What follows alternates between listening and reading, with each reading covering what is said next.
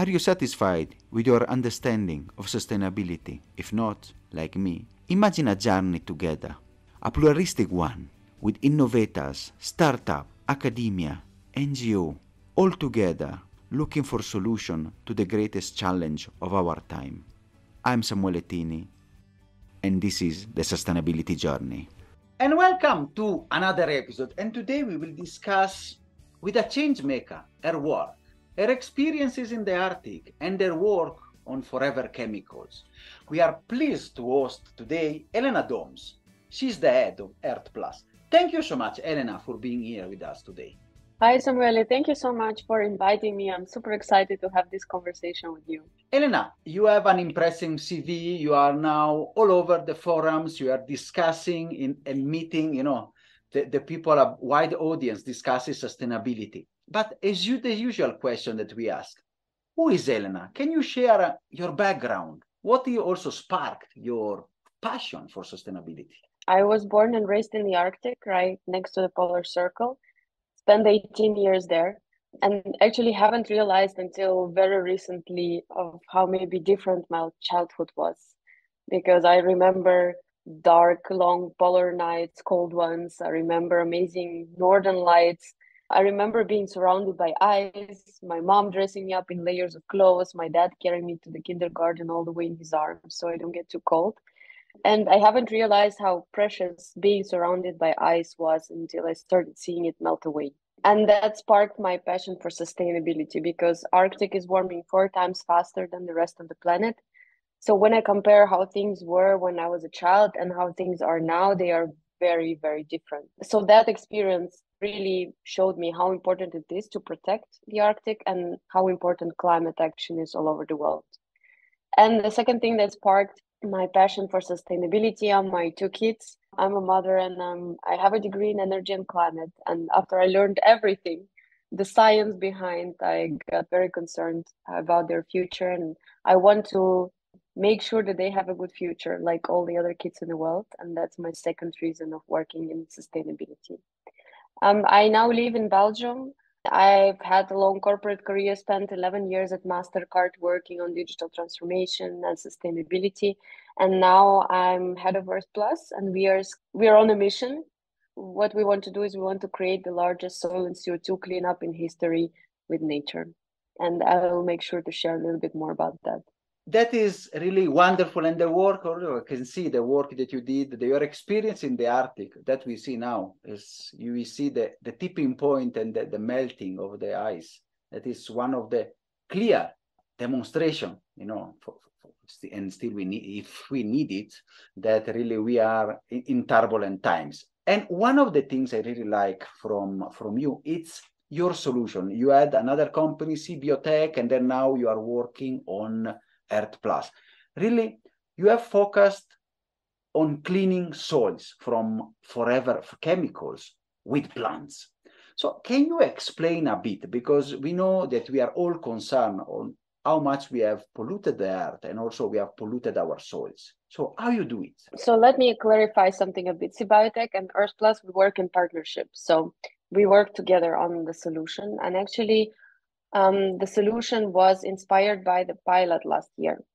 So a few years ago, there was a big scandal in Belgium around forever chemical contamination close to Antwerp.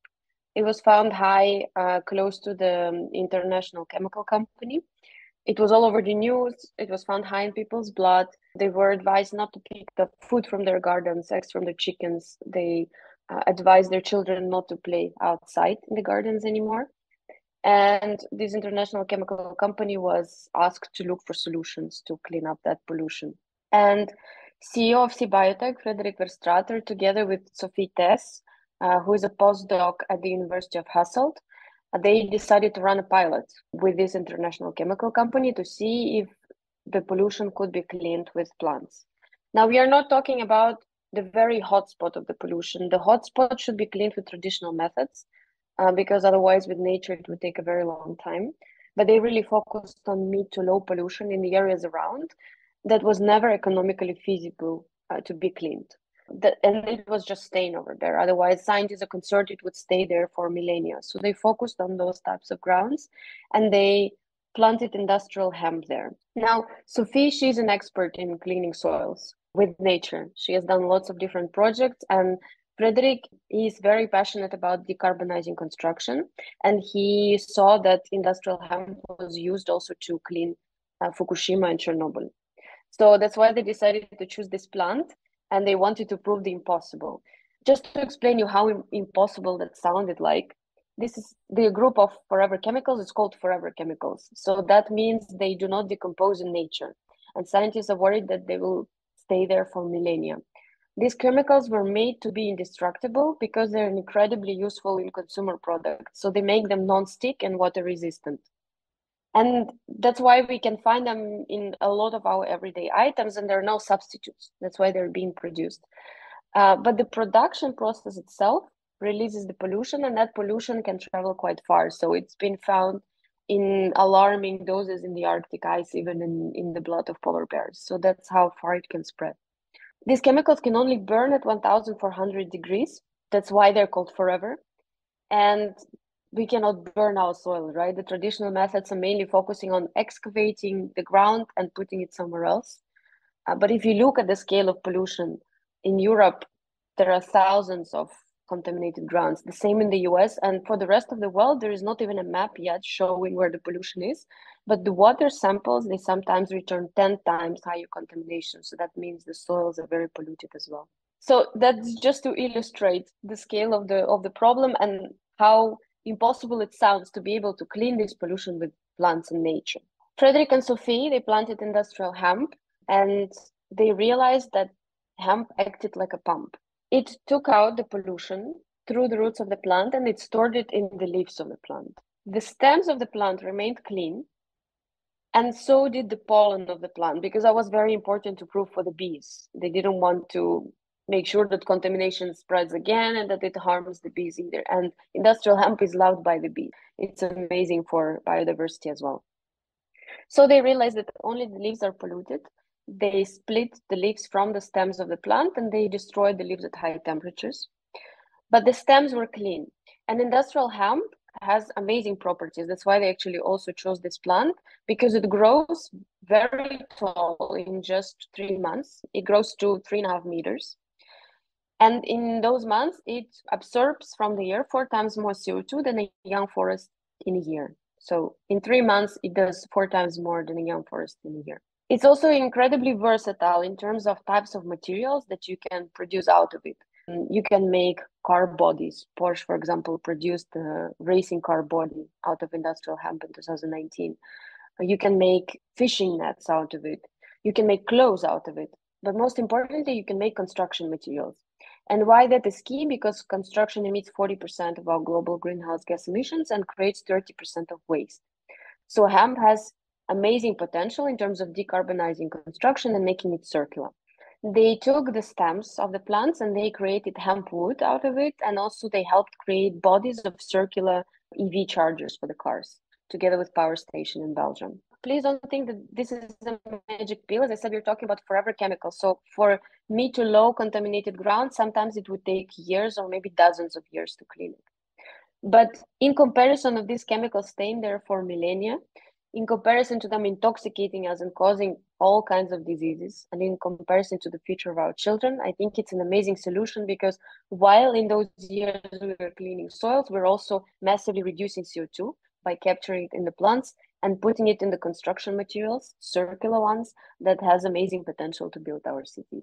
So when I looked into that pilot, and I knew Frederick by then already, he kept me updated. I was like, this is amazing. This is what I want to do. This is creating real impact. And in parallel, I also got really inspired by the ocean cleanup and Boyan Slat, who was cleaning up our oceans. And I thought, what if we do the same concept on land? It's going to be difficult to showcase it because this pollution is invisible. But on the other hand, we're going to be doing an amazing job for our future, and we can create a positive story of action together with lots of global companies to clean this pollution and to remove CO2 on massive scale. So that's what we do now with Earth Plus. It's really fascinating, and to really see a solution that is a really win-win for people, from the planet, and also I think very profitable in a way. So I want to ask a bit deeper, on Earth Plus and the war. So What are your plans? Now you have discussed the fast, maybe low scale trial. Where do you want to take it? What are your plans on that, and where do you want to roll it out? That's why we came up with the concept of First Plus, because we realized the scale of the problem is so big and the solution is so important. This research pilot was amazing. We have to take it global and we have to help clean up the world. Now, we are not just focusing on forever chemical contamination, we are focusing on other contamination too. For example, oil and gas spills, they're even easier to clean with plants than forever chemicals. We're also focusing on restoring dry lands because hemp uses 90% less water than any other crop, doesn't require pesticides. It has really deep roots of 1 meter, so it restores soils, and very wide canopy, so it prevents evaporation of water from the soils. So we also want to help restore lands that were damaged because of the droughts. And even if it's non-polluted lands, we also work on unmanaged lands together with cities and companies. So for example, around company factories or in harbors or along the motorways in the cities where these lands are just standing there, and we can use them to remove CO2 and build local circular materials. So these are different types of soils we're working on. Now, in terms of partners that we are working with, that could be international companies, that could be cities, that could be farmers and the governments as well. Because, for example, the Belgian government is looking very closely into solving the PFAS issue. And we are really focusing on local circular materials. So the idea is not to grow industrial hemp in one side of the world and then ship it all the way to another one to build cities. The idea is really to create local circular materials. And I'll give you an example. We just started a project with the city of Lokeren in Belgium, where we planted industrial hemp on industrial grounds, and we will create local circular traffic poles out of it to put in the same city. And that's the goal. That's the way that we want to spread the concept everywhere. And of course, now we have several projects going on in Belgium with companies and cities. It's the seeding time as well, because the sun is out and the rain has stopped. So we can start our work here. But we're also working closely together with partners from different countries. So we have conversations in Australia, in the UK, in other countries. We're talking to different international companies where we can work together in different countries as well. And my dream is that we can soon launch projects all over the world. We're also building an impact dashboard where all our projects will be transparently visible because we don't want it to be some kind of phantom concept. We want everyone to be able to go at the map to see where things are grown, what was the pollution before, what is it after, how much CO2 we have observed, how many local jobs we have created, which materials are made out of that, all the pictures, everything very transparently. So we're working on that global impact dashboard too. And in a few months, it should be live, and we hope that we can put a lot of dots on that map in terms of the impact that we are creating. And it's really wonderful. Let me ask a question. Are you also looking to scale your solution at the carbon market and to really foster it, or no? This is just a question that came to my mind when you see the absorbing the CO2 and the war. It will be also a way to finance it and make it even more affordable for cities, especially maybe I was thinking in emerging and frontier markets. So it's a very good question. I know the carbon markets had quite some controversy in the last year. It was a bit of a versatile time for them. But carbon markets are a way to finance nature restoration projects if they're done right. So definitely we are looking into that because we are logging this CO2 in construction materials or biochar. Biochar is one of our other projects as well. So we are looking into that, and that's why we are building this global impact dashboard, because we want full transparency. When we launch carbon credits, we want everyone to be able to check that the project is there, because what was the problem with carbon markets? The lack of transparency, that there were phantom credits that maybe were sold over a few times or over the forests that were not there anymore. We want this transparency, satellite images, complete proof of the fact that the carbon has been sequestered as well. And definitely that would be a way to help scale those projects and help financing, especially in the emerging markets. Fantastic. And the last question will be like, you said in the trial, you can use the stem, the flowers for the bees and everything. What do you do with the leaves, the one that they store the chemicals? So that depends. If you're talking about the polluted grounds, the leaves have to be destroyed at high temperatures because we have to destroy the forever chemical in it. Otherwise, if we let them compost, it's just putting the chemicals all the way back. So there we have to destroy them.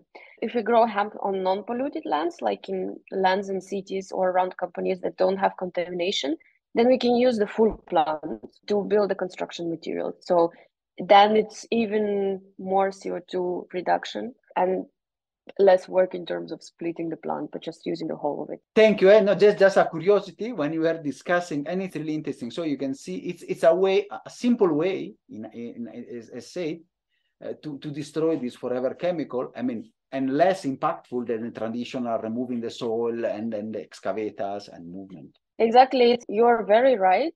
It's less impactful because the traditional way of removing the soil and putting it somewhere else actually doesn't really clean it. It just moves the problem somewhere. And yeah, it also creates a lot of emissions and it's also very, very costly. But as I said, we are not there to, there are other ways, right, to remediate hotspots, and we are not there to substitute the traditional hotspot cleaning. We are there to take care of the lands that right now are just sitting there, that nobody wants to clean because it's just way too expensive.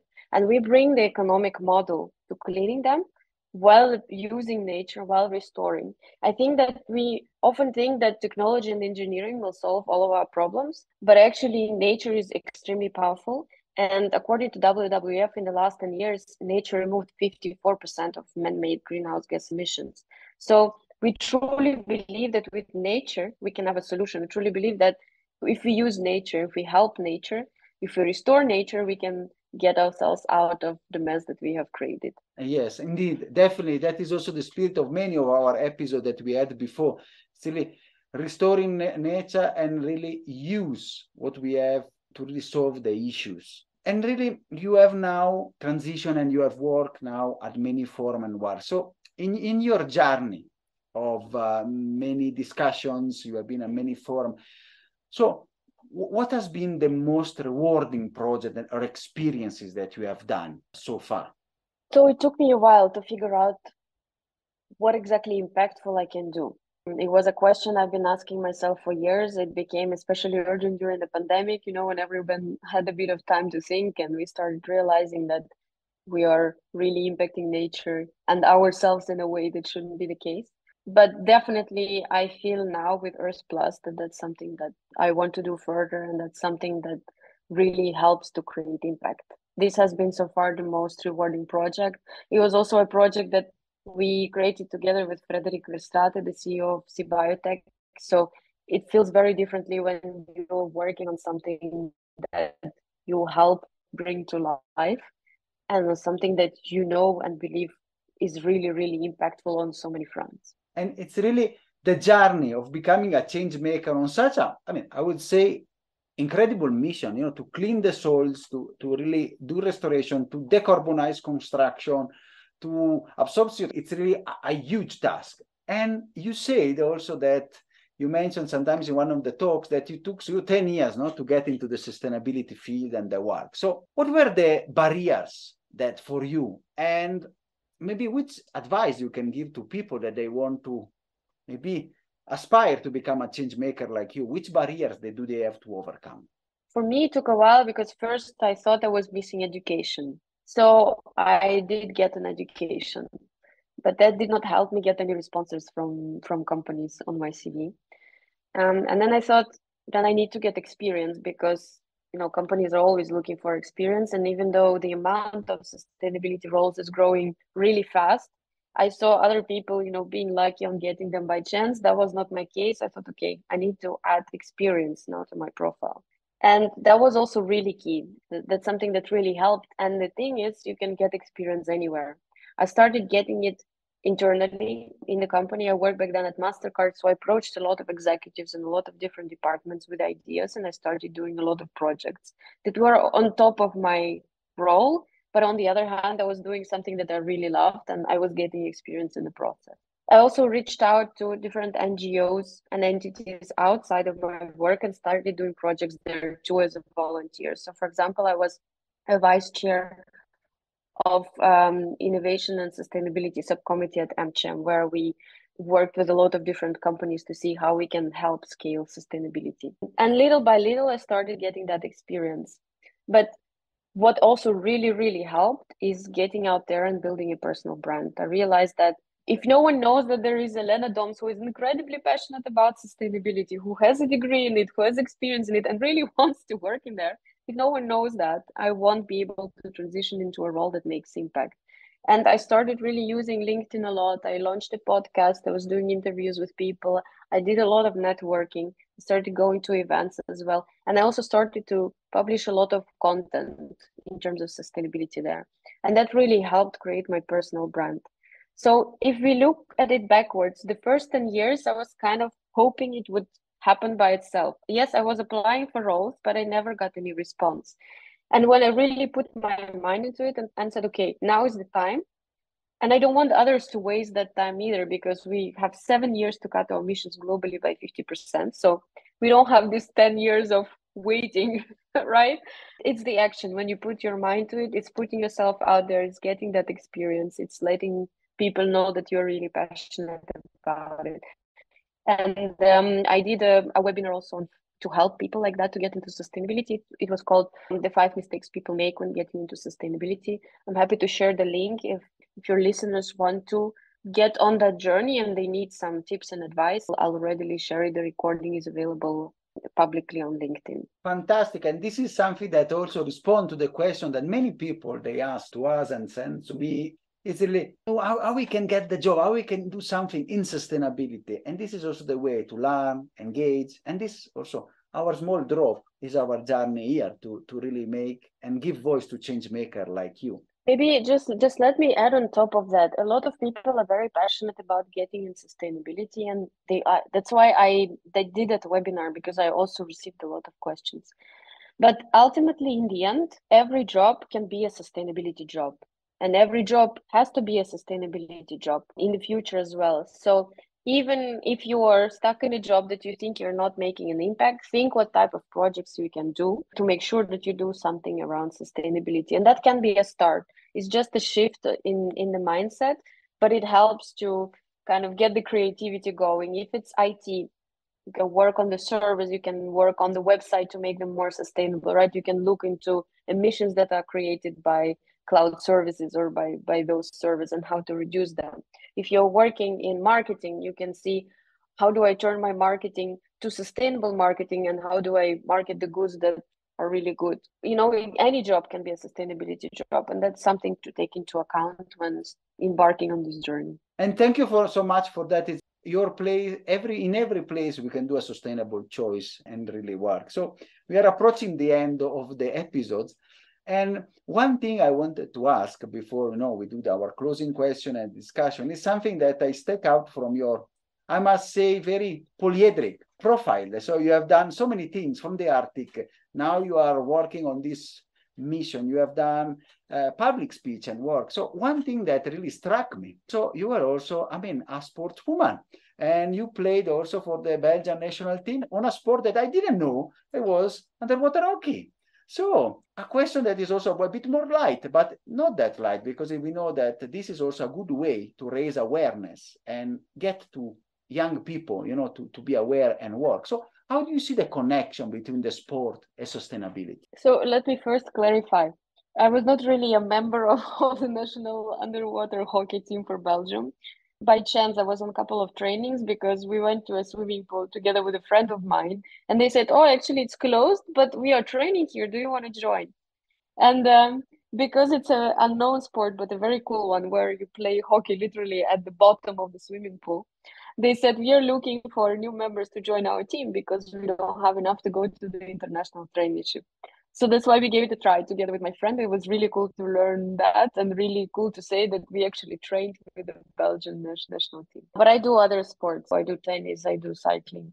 I see a very good connection between sports and sustainability. And that's something that became even more evident to me in the last few years. And I can illustrate that by something I heard from the interview with the world champion and the silver medalist of the Olympic Games in figure skating. She said she doesn't focus on getting a medal or winning a championship every single day. What she focuses on is on concrete small steps she can make on this every single day that will eventually lead her to that big goal. And that's what works in sustainability as well. It's not sprint. Climate change is not a sprint. Nature restoration is not a sprint. It's a marathon. And it's about choosing the small steps we can make every day eventually to get us there. Because it's an incredibly ambitious goal. We are in, not a very good situation in terms of climate tipping points, overshooting planetary boundaries and everything. So when we see how much work we need to do, sometimes it can be overwhelming. But what we can do, each one of us can do, is focus on those small steps we can do every day. And this day it can be skipping meat once. On the other day, it can be launching a new project at work. On the third day, it could be educating someone on sustainability so they know better. But it's about those steps that we can do, not once, but really every day. And for me, this is a connection between sports and sustainability. And it's really wonderful. I can see the connection from your, as you said, a decade or more to clean the soil with the hemp. It's not definitely a sprint, but it's a long run, a long marathon, which helps, in the future and really recreating and restoring nature. It's a patient work, not very visible because you cannot see those chemicals, but we know how hurting they are and how bad they are for our health and for our soil and for our planet. Just to highlight that, there was a study that came out, I think, a couple of weeks ago, that global healthcare costs related to forever chemicals are $17.5 trillion per year. So to illustrate which impact it has on our health when it just accumulates in our bodies and causes diseases, it's really a very big but invisible issue that is out there to solve. And you can see those things we don't see, but those are the ones that are harming us and our nature. So that is your work, and we really wish, from the first trial now, the scaling up and the work now with the Belgium city, the second big trial and work and the others, I can really see the movement moving on and really getting a sustainable solution for that. And I know the people that are listening to us all over the world, I'm sure they're excited to learn more and see. We will put also in the link the webinars and things, but I'm sure they want to ask, Elena, you are really inspiring from your story and we want to take some action. So what is the first step? Some you already said, but what the first step we can do to contribute to a more sustainable future? I think the first step is getting yourself acquainted or educating yourself on the things that matter most. For example, we can say, I plant a tree. That would be amazing. It solves all the issues, right? But it's important to know that to offset lifetime emissions of one person, we need up to 10, 12,000 trees. Of course, it depends on the country, but it's a lot, right? And we need gazillion of trees all over the world. That's why knowing which actions bring the most impact is the first step. There are a lot of research in terms of individual actions that we can take and what brings the most impact. The same for companies. It's the scope 3 emissions, of course. There is a pathway from IPCC in terms of getting to 1.5 degrees limit within the Paris Agreement. And they showcase which solutions need to be implemented, all of them, but they show the kind of the impact that they create. So education first is key, knowing what you can focus on that will bring the most results. And then it's a matter of making a choice, either as an individual or at your work, to go out there and focus on those key things. And fantastic, really take action, follow the journey, follow Elena and her wonderful work in restoring and cleaning up our soils. And I'm sure maybe in 1 year, we can see where Earth Plus has gone and see your wonderful story and the impact all around the world. Thank you so much, and it has been a pleasure and honor hosting you. Thank you so much, Samuel. It was really lovely speaking with you today, and I do truly hope that by next year we'll manage to clean soils in all parts of the world. Are you satisfied after this wonderful episode? Let's continue together our sustainability journey.